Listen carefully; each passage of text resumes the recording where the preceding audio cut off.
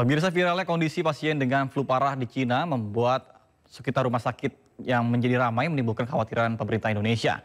Dan untuk mengetahui bagaimana antisipasi pemerintah dalam mencegah penyebaran virus influenza A atau HMPV, kita telah bergabung dengan Jubir Kemenkes, ada Ibu Widiawati. Baik, selamat siang Ibu. Apa kabar Ibu? Selamat siang Mas Nata, selamat tahun baru, salam sehat selalu. Siap, selamat tahun baru juga Ibu. Ibu, langsung saja kita ke pertanyaan pertama. Mungkin Silakan. apa langkah yang dilakukan pemerintah dalam mengantisipasi penyebaran virus HMPV dalam negeri? Baik, saat ini kita tahu bahwa Kemenkes masih melakukan surveillance, pengamatan dan juga pelaporan berkala secara umum pada penyakit infeksi emerging atau penyakit menular jenis baru. Dan kalau boleh saya tambahkan sedikit, saat ini kasus flu A dan virus HMPV ini belum ditemukan di Indonesia.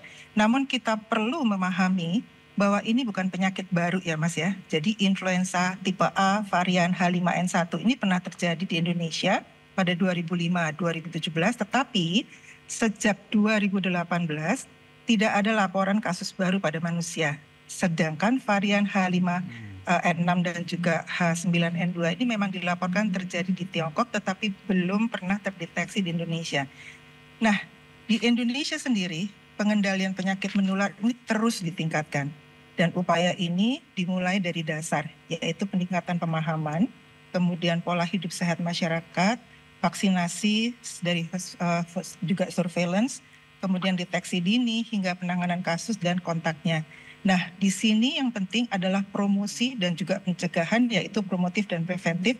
Penting jangan hanya untuk mengandalkan penanganan kasus yang sudah terjadi saja. Gitu Mas Nata. Baik Ibu, tadi kata Ibu sempat terjadi di Indonesia pada tahun 2005. Dan apakah pasien virus HMPV ini ada lagi di Indonesia? Bahkan sejak pertama kalinya ramai di China, seperti itu. Enggak, tadi sudah saya laporkan bahwa di Indonesia belum terdeteksi. Tapi sekali lagi bahwa kita sudah melakukan antisipasi, yaitu tentu dengan edukasi yang tadi saya katakan, pencegahan, promotif dan preventif. Kemudian tentu masyarakat harus selalu berperilaku hidup bersih dan sehat. Sampai saat ini seperti kemarin Pak Menkes juga utarakan bahwa memang belum terjadi, tapi jagalah kesehatan, terutama kesehatan pribadi yang seperti kita selalu edukasi. Gitu Mas Nata. Baik. Lantas ini kan kalau gejala flu ini hampir sama semua, terutama ketika COVID-19 juga ini hampir semua gejala flu itu dirasakan. Lantas bagaimana gejala flu yang perlu diwaspadai, terutama pada virus yang saat ini yang lagi ramai di Cina? Iya, memang gejala dan tingkat penularannya tadi Mas Nata tanya seperti apa sih gitu kan. Nah, influenza A dan juga HMPV ini jenis virus yang memang menyebabkan influenza, infeksi saluran pernafasan ya. Kan kita tahu kalau di negeri-negeri dingin itu misalnya Cina gitu, pasti di akhir tahun akan terjadi influenza. Dan ini mereka sudah mengantisipasi dengan baik. Gejala-gejalanya nih sangat bisa kita kenali, misalnya demam, kemudian menggigil, kemudian sakit kepala, nyeri otot, capek banget, lemes. Terus yang paling sering adalah batuk dan juga bersin. Nah, biasanya kalau yang sudah ketahuan seperti ini, maka dia akan direkomendasikan untuk istirahat. Dan kalau misalnya memang agak lebih parah lagi, konsultasi ke dokter. Sejauh ini memang masih itu yang terjadi, Mas Tata. Dan influenza A ini memang agak mirip dengan penyakit flu yang lain. Tetapi kalau flu ringan, biasanya cepat gejalanya bisa disembuhkan. Dan kalau misalnya parah, biasanya tertangani oleh dokter. Dan terdiagnosis juga kemungkinan pasti harus istirahat.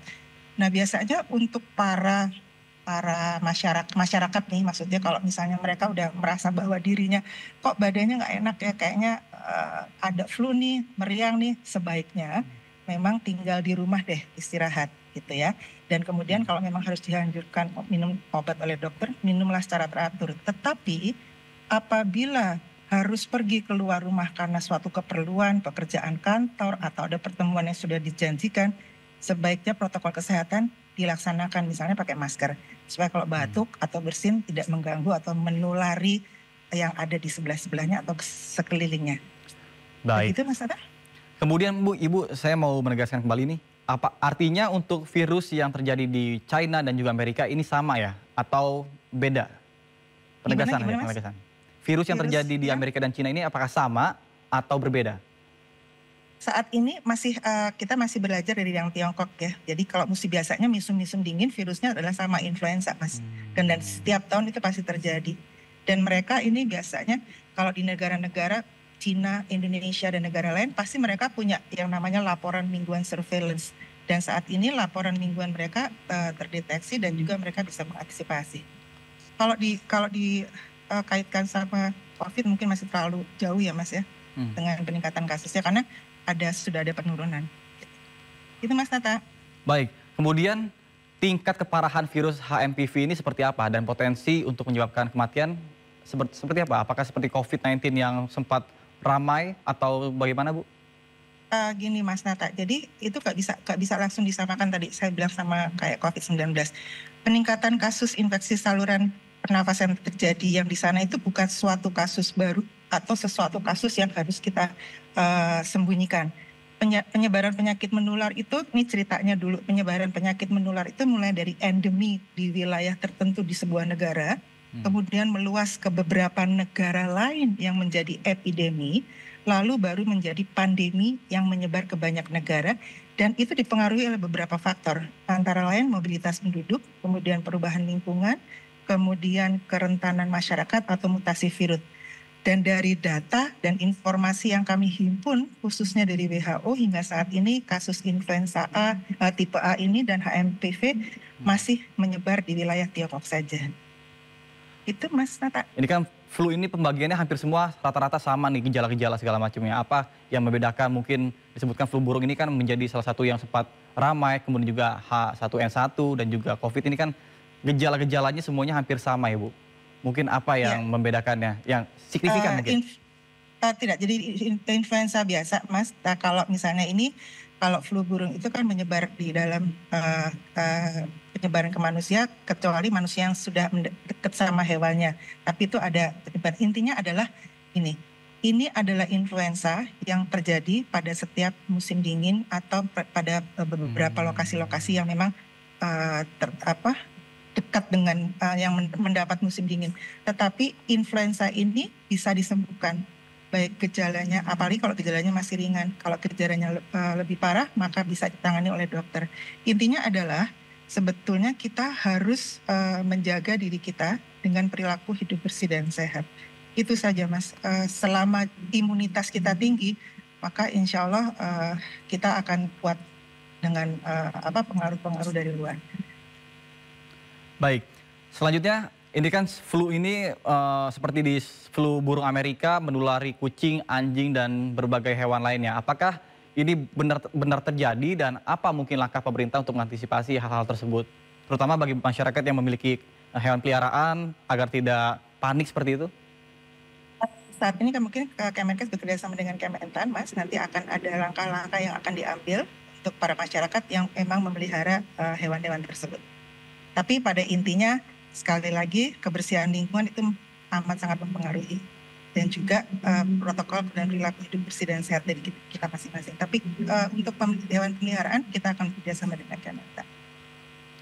Baik, Ibu, terima kasih banyak atas informasi dan waktu yang diberikan pada hari ini telah bergabung sama kami di Sindo Siang. Terima kasih Ibu Widiawati selaku juru bicara Kementerian Kesehatan. Salam sehat Ibu dan selamat siang. Sejumlah pemotor harus berpegangan pada besi jembatan saat angin kencang bertiup di atas jembatan Suramadu Bangkalan. Embusan angin ini akibat cuaca buruk di musim penghujan. Para pemotor memilih menepikan kendaraannya, khawatir malah terempas jika nekat melaju. Cuaca buruk dan hujan deras memang sangat membahayakan bagi para pemotor yang melintas, terutama saat berada di bagian bentang tengah jembatan. Karena di bagian ini, tiupan angin laut memang lebih terasa kuat. Tak hanya pemotor, sebagian kendaraan roda 4 jenis city car juga memilih berhenti, khawatir oleng. Pihak Badan Penanggulangan Bencana Daerah BPBD Kabupaten Bangkalan menghimbau masyarakat lebih waspada mengantisipasi dampak cuaca buruk. Selain itu, masyarakat diminta senantiasa memantau kondisi cuaca melalui informasi yang diberikan BMKG. Dari Bangkalan, Jawa Timur, Taufik Syahrawi, iNews melaporkan. Pemirsa Sindo Siang, kita awali dengan informasi Gunung Semeru erupsi dengan tinggi kolom asap letusan 1.200 meter dari puncaknya di Lumajang, Jawa Timur. Banjir lahar terjadi mengingat sedang musim hujan.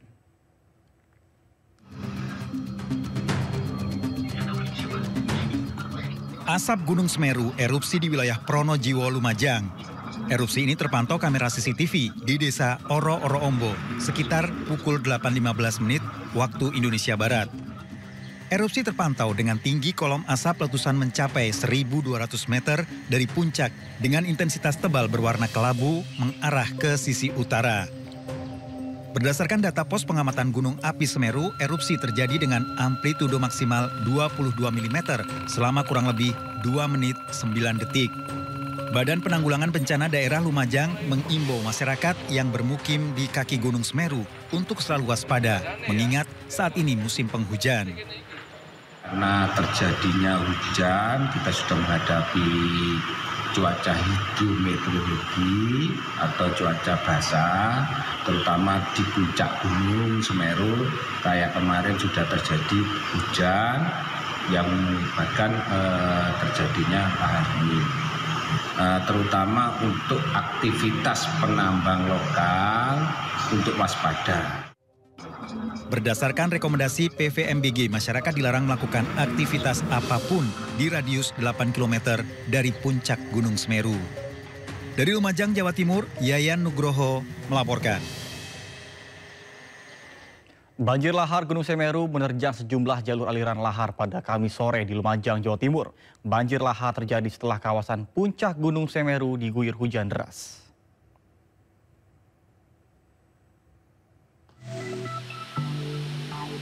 Banjir lahar Gunung Semeru saat menerjang jalur aliran Kali Lanang di desa Supitarang, Pronojiwo, Lumajang, Kamis sore. Banjir lahar membawa material vulkanik dari puncak Gunung Semeru berupa pasir dan batu dengan volume cukup besar. Banjir lahar hujan Gunung Semeru ini terjadi setelah kawasan puncak diguyur hujan deras selama kurang lebih 2 jam. Data pos pengamatan Gunung Api Semeru, getaran banjir terekam mulai amplitudo 3 hingga 10 mm. Akibat banjir lahar hujan ini, jalur alternatif Lumajang Malang melalui Besuki Kobokan ditutup sementara. Membuat aliran-aliran baru dan terjadi patahan-patahan material vulkanik yang ada di bantaran sungai. Yang ada di dalam sungai itu sungai Besuk Kobokan dan Besuk Lengkong, itu perlu diwaspadai. Kemungkinan hari-hari ke depan itu masih potensi hujan lebat akan terjadi. Petugas juga mengimbau warga dan penambang pasir untuk selalu waspada. Dari Lumajang, Jawa Timur, Yayan Nugroho melaporkan. Sementara itu pemirsa, Gunung Lewotobi laki-laki di Kabupaten Flores Timur, Nusa Tenggara Timur kembali meletus. Ketinggian kolom abu antara 500 meter hingga 1.200 meter dari puncak gunung.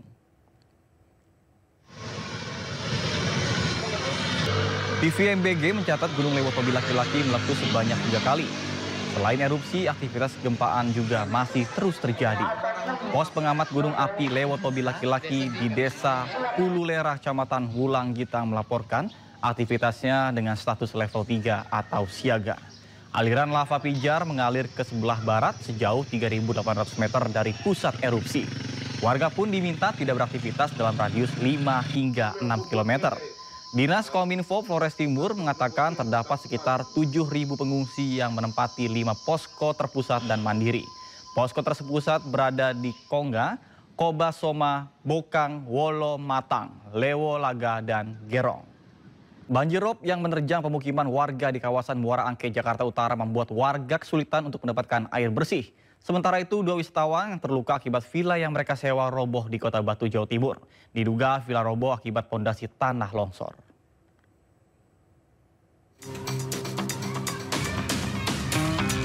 Permukiman warga di kawasan Muara Angke, Penjaringan, Jakarta Utara kembali terendam banjir rob. Ketinggian banjir di permukiman mencapai 80 cm hingga 1 meter. Warga harus beraktivitas dengan melalui genangan. Banjir juga membuat warga kesulitan mendapatkan air bersih. Untuk memenuhi kebutuhan sehari-hari, warga harus merogoh kocek lebih dalam untuk membeli air.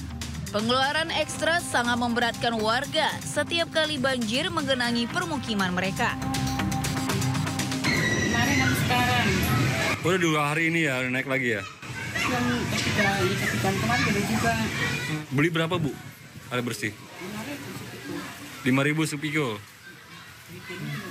Setiap hari tuh Bu beli, Bu? Iya, banjir. Ininya banjir. Terus solusinya apa, Bu? Solusinya beli air pikulan, 1 pikul 5.000, ngedorong. Ya yang seharusnya nggak ngeluarin duit ekstra, ngeluarin. Ya gitu, Bang. Yang mandi ya.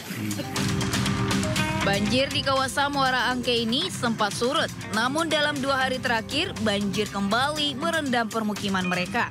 Dari Jakarta, Sofian Firdaus, iNews melaporkan.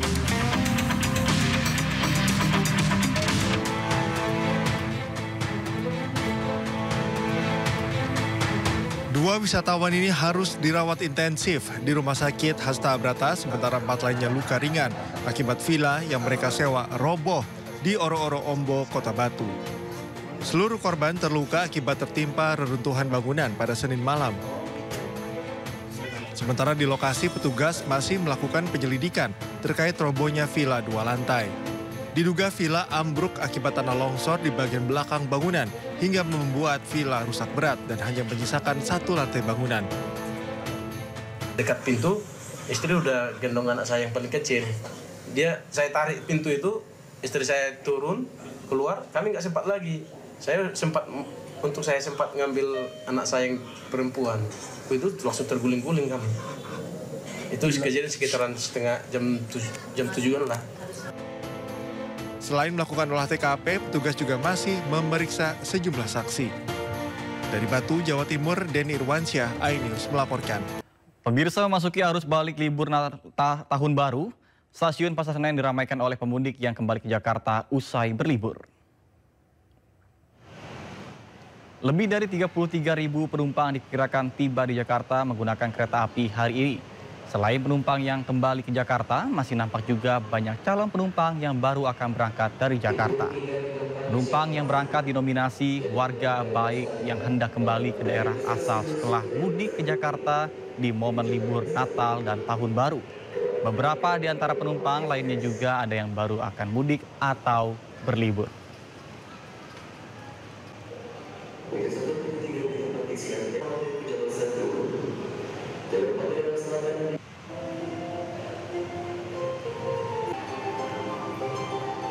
Pemirsa, aksi penangkapan pelaku penggelapan mobil sewaan berlangsung mencekam di rest area kilometer 45 Tol Jakarta Merak. Salah satu dari korban tewas akibat tembakan pelaku.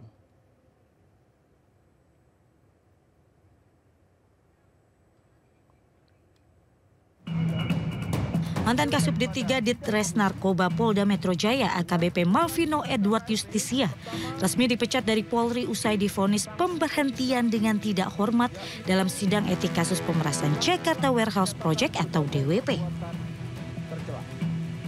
Maka terhadap terduga pelanggar, hasil daripada sidang komisi dengan putusan sidang KKEP pertama sanksi etika, yaitu perilaku pelanggar dinyatakan sebagai perbuatan tercela.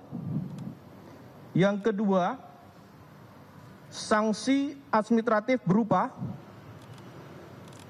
pertama, penempatan dalam tempat khusus selama 5 hari terhitung mulai tanggal 27 Desember 2024 sampai dengan 1 Januari 2025 di ruang Patsus Biro Provos Div Propam Polri dan sudah dijalani pelanggar. Untuk kedua, sanksi administratif berupa pemberhentian tidak dengan hormat atau PTDH sebagai anggota Polri. Terhadap putusan KKEP tersebut, pelanggar menyatakan banding. Hasil tersebut menyusul vonis yang sama yang dijatuhkan pada 2 anggota Polri lainnya pada kasus tersebut. Kedua oknum polisi yakni Direktur Reserse Narkoba Polda Metro Jaya Kombes Pol Donald Parlaungan dan mantan Panit 1 Unit 3 Subdit Ditres Narkoba Polda Metro Jaya AKP Yudi Triananta Saiful. Atas putusan tersebut, ketiganya menyatakan banding. Sidang ini memakan waktu yang banyak karena beberapa hal. Yang pertama memang soal saksinya yang cukup banyak. Dan saksi yang cukup banyak ini belasan juga digilir. Dan yang penting dalam proses pemeriksaan saksi ini diperiksanya cukup mendalam ya. Apa indikatornya karena memang dikonfrontir. termasuk juga saksi-saksi yang dari pihak terduga ya, saksi meringankan. Jadi ada proses konfrontir antara saksi yang memberatkan dan saksi yang meringankan. Sebelumnya ramai di media sosial unggahan sejumlah warga negara Malaysia yang menyebut diperas oleh sejumlah oknum polisi. Korban mengatakan dipaksa tes urin. Mereka juga diminta menunjukkan paspor dan membayar sejumlah uang meskipun hasil tes narkoba negatif. Total kerugian akibat pemerasan mencapai 9 juta ringgit Malaysia atau setara 32 miliar rupiah. Atas kejadian ini penyelenggara DWP mengeluarkan pernyataan resmi melalui akun Instagram mereka. DWP menyesalkan kejadian yang dialami sejumlah pengunjung dan menegaskan bahwa pihaknya berkomitmen untuk mendukung penyelidikan kasus ini. Tim Liputan iNews melaporkan. Informasi lainnya pemirsa, Kejaksaan Tinggi Jakarta menetapkan 3 tersangka dalam kasus dugaan korupsi Dinas Kebudayaan Jakarta senilai 150 miliar rupiah. 3 tersangka diantaranya adalah Iwan Henry Wardana alias IHW sebagai Kepala Dinas Kebudayaan Jakarta nonaktif.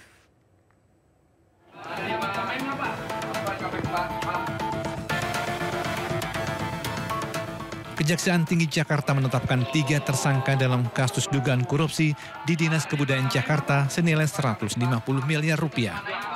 Salah satu tersangka yang telah ditahan adalah pemilik event organizer GR Pro berinisial GAR. Selain GAR, 2 tersangka lain adalah Kepala Dinas Kebudayaan Jakarta nonaktif Iwan Henry Wardana serta Kepala Bidang Pemanfaatan berinisial MFM. Kepala Kejaksaan Tinggi Jakarta Patrice Yusrian mengatakan Iwan Henry dan MFM bersepakat menggunakan tim IO milik GAR dalam melaksanakan event bidang pemanfaatan. Pencairan dana dilakukan menggunakan surat pertanggungjawaban yang dibuat MFM dan GAR. Dan hari ini salah satu tersangka dengan inisial GAR sebagaimana rekan-rekan ketahui dan saksikan tadi, telah kami lakukan penahanan rumah tahanan negara selama 20 hari ke depan untuk proses penyidikan. Dan 2 tersangka lagi telah kami lakukan pemanggilan. Sebelumnya, Kejaksaan Tinggi Jakarta menggeledah Dinas Kebudayaan Jakarta dan beberapa lokasi lainnya pada 18 Desember lalu. Penggeledahan merupakan bagian penyidikan terkait dugaan korupsi dalam kegiatan yang didanai anggaran Dinas Kebudayaan Jakarta tahun anggaran 2023 senilai 150 miliar rupiah. Dari Jakarta, Tim Liputan melaporkan. Pemirsa, Mahkamah Agung memberikan sanksi kepada 5 orang aparatur terkait dengan vonis bebas Gregorius Ronald Tanur dalam perkara pembunuhan Dini Sera Afrianti. Sementara 3 hakim yang diduga mendapatkan suap ditunda sidangnya. Ketua dan Wakil Ketua Pengadilan Negeri Surabaya yang juga menjabat hakim serta 2 panitera dan seorang jurusita mendapat sanksi berat berupa pembebasan tugas terkait vonis bebas terhadap pelaku penganiayaan berujung pembunuhan Ronald Tanur. 5 orang tersebut yakni mantan Ketua PN Surabaya Rudi Suparmono, Wakil Ketua PN Surabaya Ju Johnson Miramangi, serta RA, Y, dan UA yang merupakan panitera dan jurusita saat kasus Ronald Tanur disidangkan. Rudi Suparmono dijatuhi hukuman non-palu selama 2 tahun, sementara Ju Johnson disanksi ringan berupa pernyataan tidak puas secara tertulis. Sementara 3 staf PN Surabaya sama-sama mendapat sanksi disiplin berat berupa pembebasan dari jabatan menjadi pelaksana selama 12 bulan. Sementara 3 hakim yang diduga mendapat suap dari pengacara Ronald Tanur, Lisa Rahmat, sidangnya ditunda. Jadi etik itu kan, sanksi etik itu kan tidak harus menerima. Ya, ketemu dengan para pihak pun etik seperti itu, ya. Ketemu para pihak pun etik, jadi begitu. Jadi sanksi etik itu tidak harus menerima. Ya, tidak menerima pun kalau hal yang dilarang itu kan ada di kode etik, ya. Kode perilaku, pedoman perilaku hakim itu apa yang dilarang itu kan ada di situ. Sebelumnya, Gregorius Ronald Tanur divonis bebas oleh Majelis Hakim Pengadilan Negeri Surabaya pada Juli 2024 dalam kasus penganiayaan hingga mengakibatkan meninggal dunia terhadap kekasihnya Dini Sera Afrianti. Pasca vonis bebas Ronald Tanur yang menuai sorotan tajam, Kejaksaan Agung menetapkan 3 hakim yang menangani perkara yakni Erin Tuademanik, Mangapul dan Heru Hanindyo sebagai penerima suap dan gratifikasi dalam vonis bebas Ronald Tanur. Dari penangkapan maklar kasus sekaligus mantan pejabat Mahkamah Agung Zarod Frischar, diduga ada pemufakatan jahat untuk menyuap Majelis Hakim Kasasi perkara Ronald Tanur sebesar 5 miliar rupiah agar putusannya menguatkan vonis bebas Majelis Hakim PN Surabaya. Tim Liptana News melaporkan. Pemirsa, Mahkamah Konstitusi Republik Indonesia mengabulkan gugatan soal persyaratan ambang batas calon peserta Pilpres. Dengan begitu, setiap partai politik peserta pemilu berhak mengajukan 1 pasangan calon presiden dan wakil calon presiden.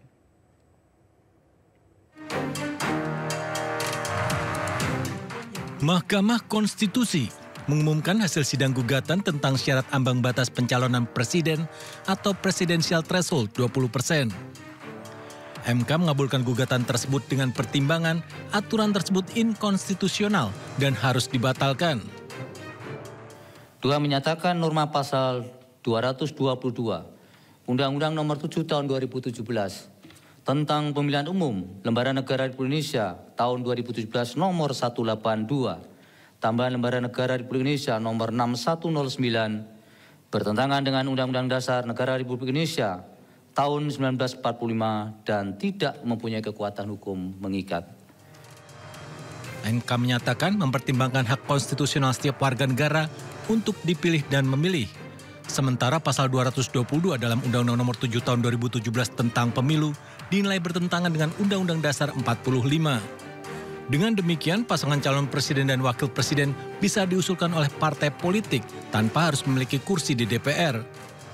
Sebelumnya dalam pasal 222 Undang-Undang Pemilu Nomor 7 Tahun 2017 diatur bahwa untuk menyalonkan presiden dan wakil presiden, partai politik atau gabungan partai politik harus memiliki kursi 20% dari jumlah kursi DPR RI. Gugatan terkait persyaratan ambang batas calon peserta Pilpres diajukan oleh 4 mahasiswa Fakultas Syariah dan Hukum UIN Sunan Kalijaga, Yogyakarta. Keempat mahasiswa mengajukan permohonan gugatan karena pasal 222 Undang-Undang Nomor 7 Tahun 2017 tentang Pemilihan Umum melanggar batas open policy, bertentangan dengan UUD 45, dan bertentangan dengan moralitas demokrasi. Dari Jakarta, Jessica Winoto, Dias Triawan melaporkan. Sementara itu, pemirsa, pakar hukum kepemiluan sekaligus pemohon uji material ambang batas pencalonan presiden mengatakan, Titi Anggraini mengatakan dengan putusan soal penghapusan ambang batas pencalonan presiden ini, nantinya semua parpol peserta pemilu bisa mengusung pasangan calonnya. Namun KPU perlu memperketat syarat sebagai peserta pemilu dan berikut cuplikan dialog dengan Titi Anggraini di program Sindo Sore pada kemarin. Setiap partai yang peserta pemilu, ya, mereka punya hak untuk mencalonkan asalkan mereka sudah legal atau resmi menjadi peserta pemilu, ya, Mbak Titi. Kira-kira seperti itu? Betul sekali. Jadi MK menghapus ambang batas pencalonan presiden. Tidak ada ambang batas pencalonan presiden. Yang pertama, semua partai politik peserta pemilu bisa mencalonkan presiden dan wakil presiden. Syaratnya adalah jadi peserta pemilu. Kalau bukan peserta pemilu tidak bisa. Nah, yang kedua adalah tidak boleh ada ambang batas persyaratan yang merujuk kepada perolehan suara atau perolehan kursi di parlemen. Itu kata MK. Yang ketiga, kata MK lagi, tidak boleh ada dominasi partai politik atau gabungan partai politik tertentu dalam pencalonan presiden yang membuat pemilih itu memiliki pilihan yang terbatas. Itu syarat yang ketiga tuh, Mas Juno. Jadi nggak boleh tuh ada koalisi yang memborong mayoritas. Ya. Mbak, maaf kalau tidak salah ya, kalau tidak salah saya baru baca sepintas, tapi juga MK memberi kewenangan kepada pembentuk undang-undang untuk melakukan pembatasan-pembatasan, tapi tidak dalam kerangka presiden threshold ya itu. Jadi mungkin bisa begini Mbak Titi, bahwa misalnya tetapkan bahwa peserta pemilu yang lolos ke DPR misalnya berhak langsung, kemudian yang tidak lolos mungkin dengan ada jumlah pemilihnya sekian misalnya, mungkin bisa diatur seperti itu. Sehingga tidak, kalau misalnya 30 peserta pemilu, nanti 30 calon, mungkin bisa begitu Mbak. Gimana Mbak Titi? Silakan Mbak Titi. Iya, kebetulan tidak begitu Pak Nurdin. Jadi parameter pertama adalah semua partai politik peserta pemilu boleh mencalonkan presiden dan wakil presiden. Yang kedua, tidak boleh diberlakukan persyaratan ambang batas yang merujuk kepada perolehan suara atau kursi. Jadi memang sudah betul-betul ditutup itu, Pak. Yang ketiga adalah tidak boleh ada dominasi partai politik atau gabungan partai politik yang memborong. Pemirsa, di tengah resminya pemberlakuan PPN 12% mulai 1 Januari 2025, pemerintah mengungkapkan tarif PPN Indonesia masih relatif rendah dibandingkan beberapa negara. Benarkah demikian? Berikut liputannya untuk Anda. Pemerintah menegaskan tarif PPN di Indonesia sebesar 12% dibandingkan dengan banyak negara di dunia masih relatif rendah. Sebut saja dibandingkan dengan beberapa negara emerging seperti Turki dengan PPN mencapai 20% dengan tax ratio mencapai 16%. Ada pula India dan Brazil dengan PPN-nya mencapai 18% dan 17%. Dengan tax ratio sebesar 17,3% dan 24,67%.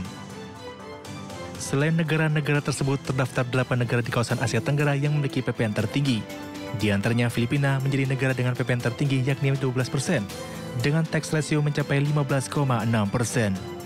Tertinggi kedua Indonesia dengan PPN sebesar 11%, dengan tax ratio kisaran 10,4%. Data World Population Review juga mencatat terdapat beberapa negara yang memiliki PPN terendah di dunia. Salah satunya Timor Leste menjadi negara dengan PPN yang hanya 2,5%. Sedangkan rata-rata terendahnya berkisar 5-7%.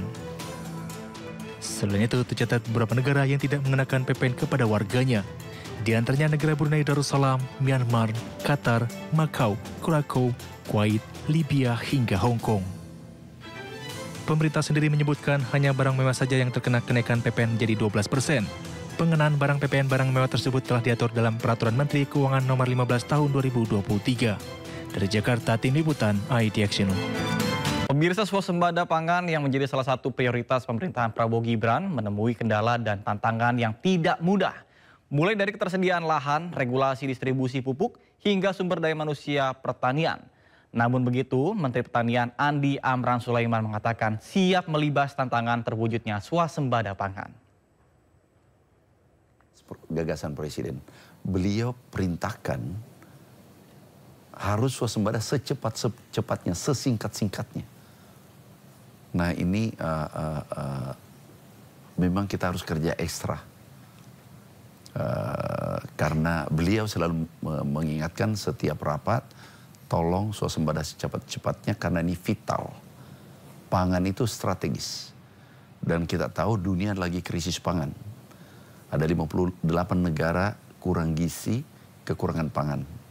Ada 725 juta penduduk dunia kekurangan gizi. Oleh karena itu, ini sangat vital pangan ini. Pangan bermasalah, negara bermasalah. Sehingga beliau betul-betul selalu mengingatkan harus swasembada. Mutlak kita rebut swasembada secepat-cepatnya. Insya Allah kami kerja keras. Sejak dilantik, ini sudah hari ke-46 kalau tidak salah, sudah 1 bulan lebih.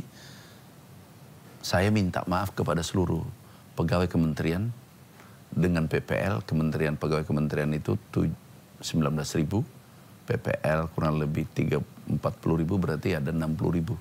Orang aku minta maaf kepada saudara-saudara saya, sahabat saya, tidak ada tanggal merah.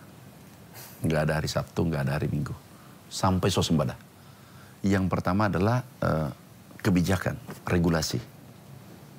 Regulasi salah satu penghambat untuk swasembada. Salah satu contoh pupuk. Pupuk, regulasinya, aturannya itu 147. 147 pupuk yang mengikat distribusi pupuk ini. Nah, kita persingkat. Ada 12 menteri yang harus ikut. Di luar gubernur dan bupati se-Indonesia. Bisa bayangkan begitu ribetnya, begitu sulitnya melayani petani. Nah, kita persingkat. Sesuai janji Bapak Presiden pada saat kampanye bahwa dari pemerintah pusat langsung ke petani. Yang kita harus perbaiki salah satunya adalah irigasi. Irigasi ini rusak kurang lebih 3 juta hektar seluruh Indonesia. Ini kita kolaborasi dengan Menteri PU. Sudah disiapkan anggaran PU itu kurang lebih 12 triliun. Kita perbaiki irigasi yang rusak, kita perbaiki, kemudian terjadi pendangkalan, kita rehab, kemudian embung-embung, kemudian pompanisasi dan seterusnya. Pemirsa, viralnya kondisi pasien dengan flu parah di Cina membuat sekitar rumah sakit yang menjadi ramai menimbulkan kekhawatiran pemerintah Indonesia. Dan untuk mengetahui bagaimana antisipasi pemerintah dalam mencegah penyebaran virus influenza A atau HMPV, kita telah bergabung dengan Jubir Kemenkes, ada Ibu Widiawati. Baik, selamat siang Ibu. Apa kabar Ibu? Selamat siang Mas Nata. Selamat tahun baru. Salam sehat selalu. Siap, selamat tahun baru juga Ibu. Ibu, langsung saja kita ke pertanyaan pertama. Mungkin silakan. Apa langkah yang dilakukan pemerintah dalam mengantisipasi penyebaran virus HMPV dalam negeri? Baik, saat ini kita tahu bahwa Kemenkes masih melakukan surveillance, pengamatan dan juga pelaporan berkala secara umum pada penyakit infeksi emerging atau penyakit menular jenis baru. Dan kalau boleh saya tambahkan sedikit, saat ini kasus flu A dan virus HMPV ini belum ditemukan di Indonesia. Namun kita perlu memahami bahwa ini bukan penyakit baru ya Mas ya. Jadi influenza tipe A varian H5N1 ini pernah terjadi di Indonesia pada 2005-2017, tetapi sejak 2018 tidak ada laporan kasus baru pada manusia. Sedangkan varian H5N6 dan juga H9N2 ini memang dilaporkan terjadi di Tiongkok, tetapi belum pernah terdeteksi di Indonesia. Nah, di Indonesia sendiri pengendalian penyakit menular ini terus ditingkatkan. Dan upaya ini dimulai dari dasar, yaitu peningkatan pemahaman, kemudian pola hidup sehat masyarakat, vaksinasi, dari juga surveillance, kemudian deteksi dini hingga penanganan kasus dan kontaknya. Nah, di sini yang penting adalah promosi dan juga pencegahan, yaitu promotif dan preventif. Penting jangan hanya untuk mengandalkan penanganan kasus yang sudah terjadi saja. Gitu Mas Nata. Baik Ibu, tadi kata Ibu sempat terjadi di Indonesia pada tahun 2005. Dan apakah pasien virus HMPV ini ada lagi di Indonesia? Bahkan sejak pertama kalinya ramai di China, seperti itu? Enggak, tadi sudah saya laporkan bahwa di Indonesia belum terdeteksi. Tapi sekali lagi bahwa kita sudah melakukan antisipasi, yaitu tentu dengan edukasi yang tadi saya katakan pencegahan, promotif dan preventif. Kemudian tentu masyarakat harus selalu berperilaku hidup bersih dan sehat. Sampai saat ini seperti kemarin Pak Menkes juga utarakan bahwa memang belum terjadi, tapi jagalah kesehatan, terutama kesehatan pribadi yang seperti kita selalu edukasi. Itu Mas Nata. Baik. Lantas ini kan kalau gejala flu ini hampir sama semua, terutama ketika COVID-19 juga ini hampir semua gejala flu itu dirasakan. Lantas bagaimana gejala flu yang perlu diwaspadai, terutama pada virus yang saat ini yang lagi ramai di Cina? Iya, memang gejala dan tingkat penularannya tadi Mas Nata tanya seperti apa sih gitu kan. Nah, influenza A dan juga HMPV ini jenis virus yang memang menyebabkan influenza, infeksi saluran pernafasan ya. Kan kita tahu kalau di negeri-negeri dingin itu misalnya Cina gitu, pasti di akhir tahun akan terjadi influenza, dan ini mereka sudah mengantisipasi dengan baik. Gejala-gejalanya nih sangat bisa kita kenali, misalnya demam, kemudian menggigil, kemudian sakit kepala, nyeri otot, capek banget, lemes. Terus yang paling sering adalah batuk dan juga bersin. Nah biasanya kalau yang sudah ketahuan seperti ini, maka dia akan direkomendasikan untuk istirahat, dan kalau misalnya memang agak lebih parah lagi konsultasi ke dokter. Sejauh ini memang masih itu yang terjadi Mas Nata, dan influenza A ini memang agak mirip dengan penyakit flu yang lain. Tetapi kalau flu ringan biasanya cepat gejalanya bisa disembuhkan, dan kalau misalnya parah biasanya tertangani oleh dokter. Dan terdiagnosis juga kemungkinan pasti harus istirahat. Nah biasanya untuk para masyarakat nih, maksudnya kalau misalnya mereka udah merasa bahwa dirinya kok badannya nggak enak ya, kayaknya ada flu nih, meriang nih, sebaiknya memang tinggal di rumah deh, istirahat gitu ya. Dan kemudian kalau memang harus dianjurkan minum obat oleh dokter, minumlah secara teratur. Tetapi apabila harus pergi keluar rumah karena suatu keperluan, pekerjaan kantor, atau ada pertemuan yang sudah dijanjikan, sebaiknya protokol kesehatan dilaksanakan, misalnya pakai masker, supaya kalau batuk atau bersin tidak mengganggu atau menulari yang ada di sebelah-sebelahnya atau sekelilingnya. Baik. Begitu Mas Nata?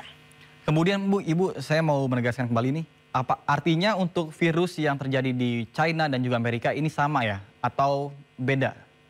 Penegasan, Gimana, penegasan. Virus yang terjadi di Amerika dan China ini apakah sama atau berbeda? Saat ini kita masih belajar dari yang Tiongkok ya. Jadi kalau musim biasanya musim dingin virusnya adalah sama influenza, Mas. Dan setiap tahun itu pasti terjadi. Dan mereka ini biasanya kalau di negara-negara Cina, Indonesia, dan negara lain pasti mereka punya yang namanya laporan mingguan surveillance.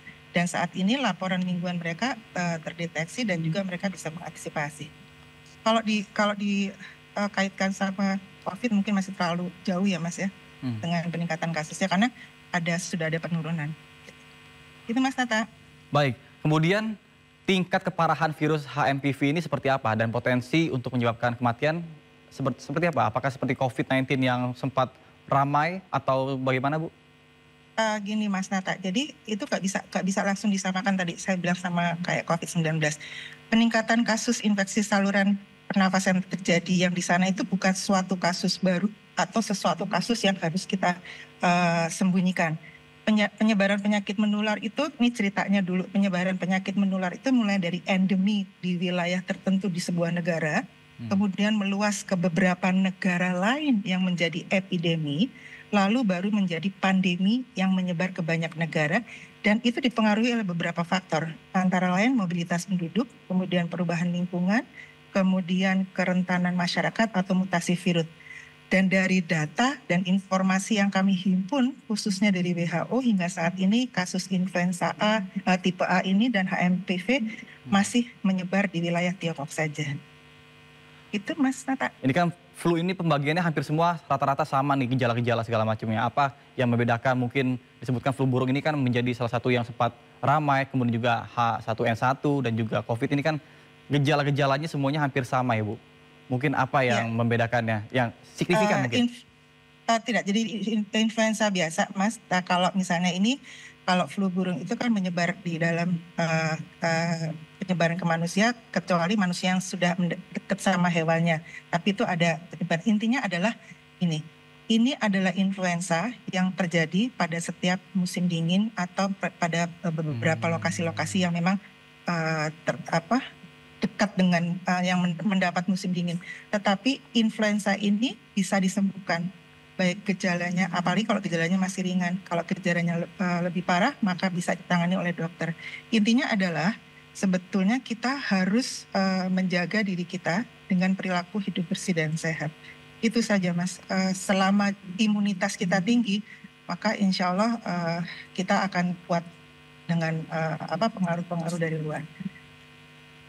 Baik, selanjutnya ini kan flu ini seperti di flu burung Amerika menulari kucing, anjing, dan berbagai hewan lainnya. Apakah ini benar terjadi dan apa mungkin langkah pemerintah untuk mengantisipasi hal-hal tersebut? Terutama bagi masyarakat yang memiliki hewan peliharaan agar tidak panik seperti itu? Saat ini kan mungkin Kemenkes bekerja sama dengan Kementan, Mas. Nanti akan ada langkah-langkah yang akan diambil untuk para masyarakat yang memang memelihara hewan-hewan tersebut. Tapi pada intinya, sekali lagi, kebersihan lingkungan itu amat sangat mempengaruhi. Dan juga protokol dan perilaku hidup bersih dan sehat dari kita masing-masing. Tapi untuk hewan peliharaan, kita akan bekerjasama dengan Kementan. Baik, Ibu, terima kasih banyak atas informasi dan waktu yang diberikan pada hari ini telah bergabung sama kami di Sindo Siang. Terima kasih Ibu Widiawati selaku juru bicara Kementerian Kesehatan. Salam sehat Ibu dan selamat siang. Terima kasih Anda masih bersama kami di Sindo Siang bersama saya, Nata Arman. Pemirsa, memasuki arus balik libur tahun baru, stasiun Pasar Senen diramaikan oleh pemudik yang kembali ke Jakarta usai berlibur.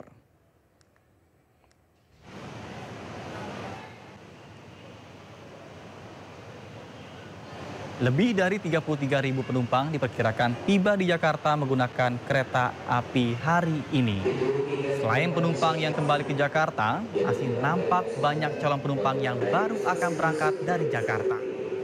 Penumpang yang berangkat didominasi warga baik yang hendak kembali ke daerah asal setelah mudik ke Jakarta di momen libur Natal dan Tahun Baru. Beberapa di antara penumpang lainnya juga ada yang baru akan mudik atau berlibur.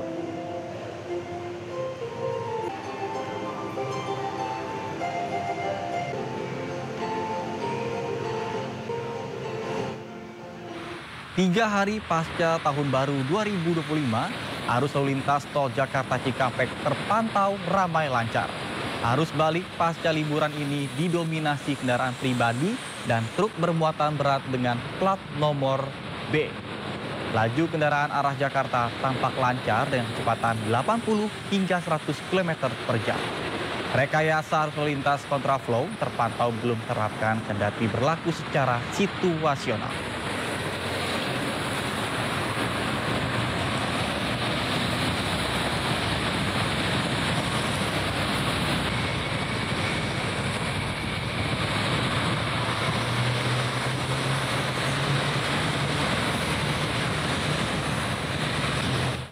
Pemirsa, untuk mengetahui informasi terkini di stasiun Pasar Senen dan ruas tol Jakarta Cikampek, kita terhubung dengan Amrina Rida di stasiun Pasar Senen Jakarta dan Syahreza Zanski berada di rest area 19B Cikampek, Jawa Barat.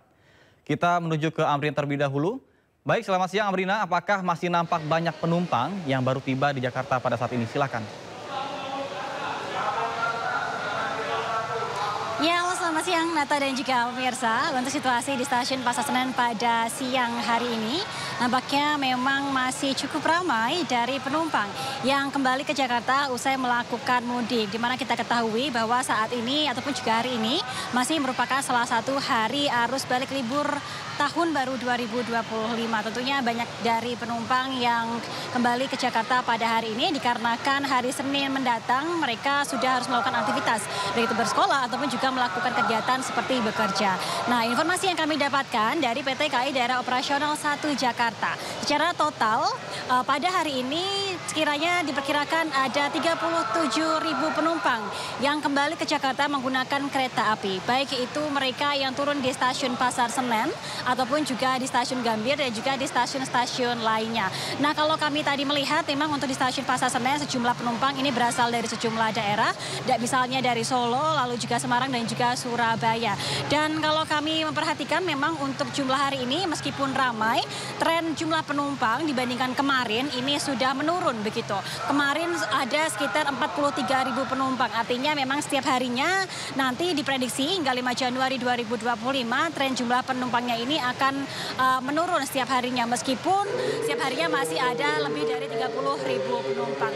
Meskipun hari ini merupakan arus balik, namun ternyata juga tidak sedikit dari penumpang yang baru akan melakukan keberangkatan dari stasiun Pasar Senen.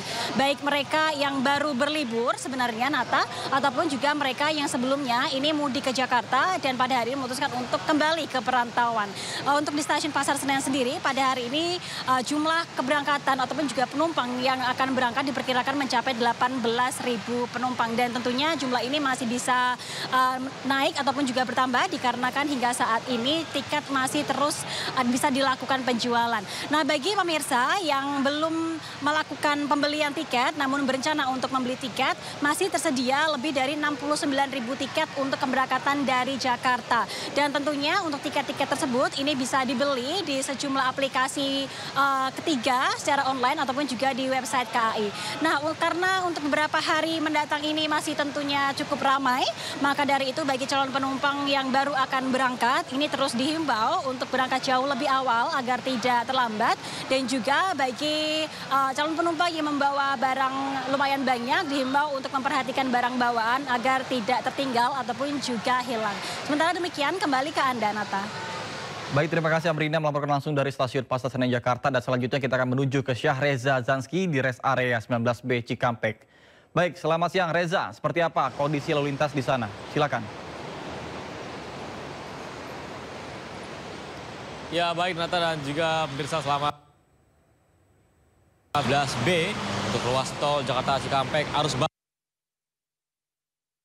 ramai lancar menuju dari arah Cikampek menuju kota Jakarta pasca libur akhir tahun 2024 pada beberapa hari yang lalu, dan memang kini ramai lancar. Untuk kendaraan juga didominasi oleh kendaraan pribadi dan juga truk bermuatan besar yang dengan plat nomor B tentunya, dan memang hingga saat ini situasinya masih ramai lancar, tidak ada kepadatan di sekitar area kilometer 19, baik itu yang di jalan tolnya ataupun di pintu masuk untuk area rest area pada kali ini, dan memang mobil tampak bisa melaju dengan lancar secepat 80 km hingga 100 km per jam, menandakan bahwasanya memang untuk ruas tol Cikampek menuju ke Jakarta ini ramai lancar, ataupun sebaliknya tentunya.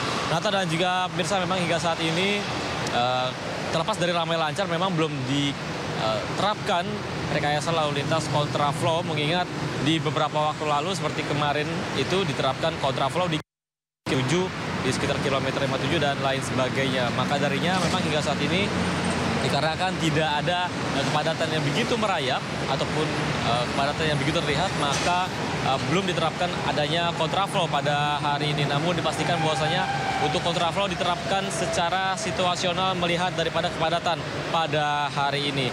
Nata dan juga pemirsa, perlu diketahui ada beberapa promo menarik. Tol 10% dari arah berlaku pada hari ini hingga 4 Januari ataupun dibuka sejak pukul 5 pagi waktu Indonesia Barat. Dan memang hingga saat ini masih berlaku untuk gerbang tol Kali Kangkung menuju ke Cikatama, dan ini dihimbau bagi para masyarakat untuk bisa pastikan saldo itu Anda. Sementara itu, Nata, kembali ke Anda. Baik, terima kasih Syahreza melaporkan langsung dari rest area 19B Cikampek, Jawa Barat. Sebelumnya ada rekan kami Amrina Rida dari stasiun Pasar Senen, Jakarta. Selamat bertugas kembali rekan-rekan.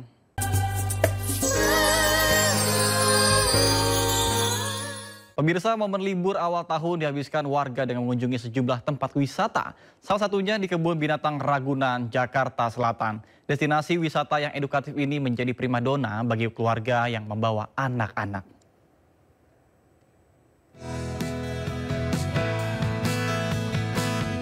Hari pertama di tahun 2025, Kebun Binatang Ragunan, Jakarta Selatan ramai pengunjung. Didominasi warga yang membawa anak-anak, mereka menghabiskan momen libur panjang tahun baru dengan menikmati wisata edukasi dan interaktif dengan satwa di Kebun Binatang Ragunan. Beberapa hewan yang menjadi favorit pengunjung, di antaranya gajah, jerapah, dan burung pelikan. Tak hanya warga dari Jakarta, sejumlah pengunjung juga berdatangan dari luar kota. Dari Parung Panjang, Bogor. Pertama healing gitu ya bahasanya, terus murah juga. Terus karena akomodasinya ada, ya udah kita jalan. Satu keluarga, satu kampung. Selain melihat satwa, warga juga berpiknik bersama keluarga sambil menikmati suasana asri di tengah kebun binatang. Dari Jakarta, Jessica Winoto, Ari Setiawan, iNews melaporkan. Coba fitur dengarkan berita di News Plus aplikasi RCTI Plus. Pemirsa, cuaca tidak bersahabat yang melanda Bali saat liburan Nataru tidak menyurutkan wisatawan mendatangi lokasi wisata Tanah Lot. Tercatat pengunjung di pantai ini mencapai hingga 8.000 per harinya.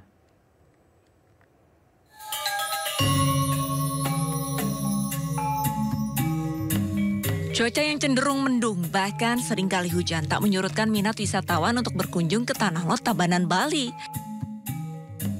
Tanah Lot sendiri merupakan destinasi ikonik Bali yang kerap dikunjungi wisatawan, khususnya saat libur panjang seperti pergantian tahun. Jika dibandingkan dengan hari biasa, pengunjung Tanah Lot hanya sekitar 4.000 orang. Namun dalam rangka perayaan pergantian tahun baru 2025, jumlah wisatawan meningkat signifikan. Di kawasan DTW Tanah Lot mulai tanggal 22 sudah mulai ada peningkatan, yaitu rata-rata kunjungan kita di hari-hari sebelumnya itu 4-5.000 per hari, sekarang sudah meningkat menjadi 6.000 sampai 8.000 kunjungan per hari. Kemarin tingkat kunjungan kita di sampai 8.000 sekian. Artinya harapan kami ke depan terus, artinya selama liburan ini kunjungan kita di kawasan DTW Tanah Lot mulai meningkat. Jika Anda berada di Bali dan hendak berwisata ke Tanah Lot, Anda akan dikenakan tiket masuk domestik seharga Rp20.000 untuk anak-anak dan Rp30.000 untuk dewasa.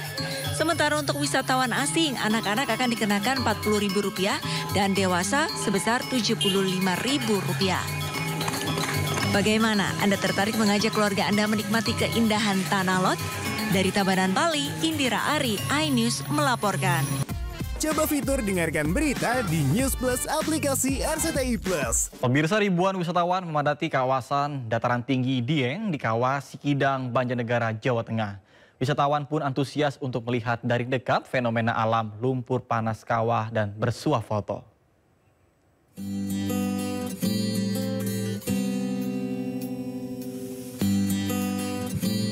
Kawasan Kawah Sikidang di dataran tinggi Dieng, Banjarnegara, Jawa Tengah dipadati ribuan wisatawan pada libur Natal dan Tahun Baru kali ini.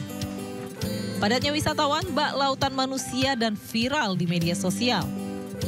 Salah satu yang menjadi daya tarik wisatawan adalah jembatan kayangan sepanjang 1 km di area wisata.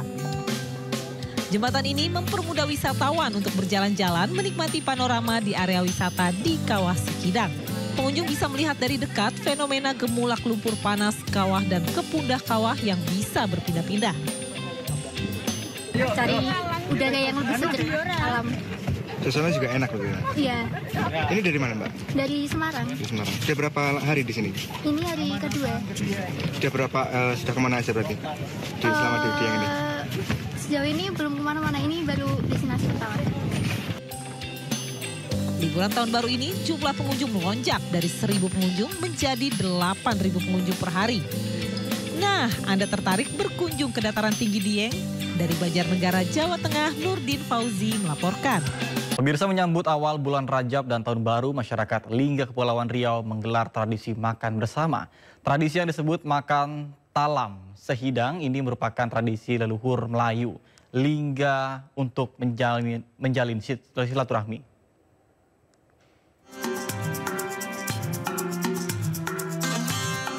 Tradisi makan talam sehidang menjadi hal yang sangat ditunggu masyarakat Lingga. Tradisi leluhur yang tak lekang oleh waktu ini dipertahankan hingga saat ini.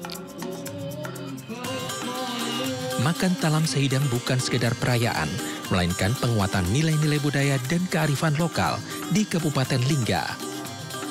Tradisi makan talam sehidang mencerminkan kebersamaan, kesetaraan, dan harmoni yang erat dengan nilai-nilai budaya tanah Melayu.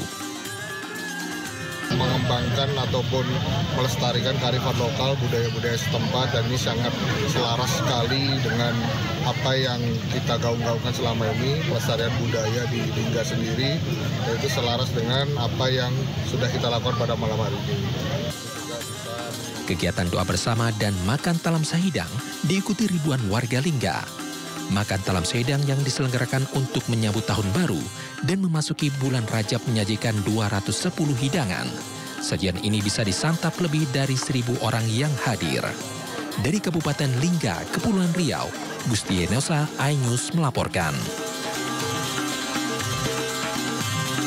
Pemirsa, tren fashion yang menjadi hal menarik terutama ketika memasuki tahun baru. Karena pasalnya penampilan dapat menunjang untuk mewujudkan resolusi mendatang. Lantas seperti apa potongan dan permainan warna yang akan menjadi tren di tahun 2025? Kita pun akan simak berikut informasinya dari Bayu Pradana dan juga dari Mario Andromeda. Dan informasi ini pun sekaligus mengakhiri Sindo Siang hari ini. Anda bisa mendapatkan informasi terkini dan terbaru melalui portal menghadirkan berita nasional, daerah, dan internasional lengkap di sindonews.com. Mewakili kerabat kerja bertugas, saya Nata Arman, pamit undur diri. Terima kasih. Sampai jumpa.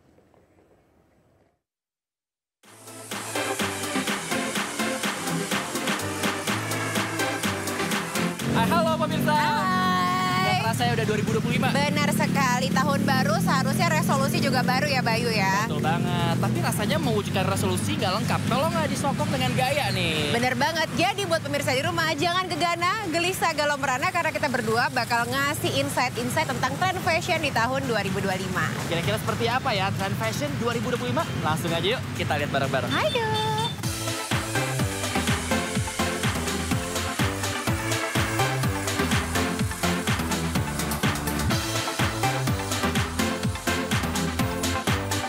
Kalau di tahun 2025 nih perkiraan seorang desainer luar biasa ini apa nih? Ya menurut aku sih masih sama ya, maksudnya nggak terlalu jauh berubah. Maksudnya jadi tuh kayak lebih fitnya lebih rileks iya. Terus dia lebih apa ya, lebih nyaman lah, maksudnya secara volumenya tuh lebih mudah bergerak iya gitu. Cuman di 2025 ini menurut aku tuh lebih ada statementnya gitu. Dari total look secara keseluruhan. Lebih bold gitu ya? Lebih bold. Nah, gitu. Lebih relax, masih tetap relax, terus lebih bold lagi. Kira-kira apa sih mempengaruhi tren-tren fashion di 2025 ini? Menurut aku yang mempengaruhi itu kalau dilihat sekarang nih ke depannya, bahkan beberapa bulan terakhir sekarang tuh kan kemarin pandemik ya, sepi lah, masa orang juga nggak terlalu ada kegiatan. Cuman mulai dari bulan ini sampai tahun depan acara tuh menurutku banyak banget gitu. Semua orang tuh butuh apa ya? Butuh sesuatu yang bisa merepresentasikan diri mereka sendiri. Gitu. Jadi banyak menurut aku sekarang acara dengan dress code tematik. Iya benar, yang aneh-aneh gitu kita ya. Pakai baju apa ya? Tapi sebenarnya tematiknya itu menurutku bagus karena mereka tuh tematik itu sesuai apa ya? Tren.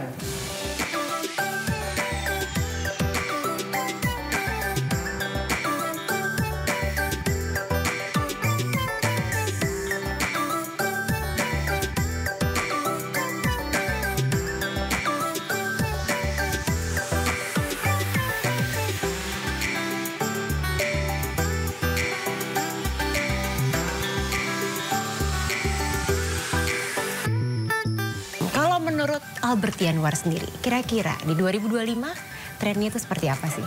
Oke, jadi kalau aku bergeraknya di evening wear ya, jadi ada party dresses juga. Dan memang karena memang sekarang customernya juga udah sangat terbuka dengan social media, mereka banyak melihat detail-detail yang unik-unik yang diperagain di luar ya. Jadi mereka pun cukup berani untuk bermain di detail baju gitu. Jadi banyak sekali detail-detail yang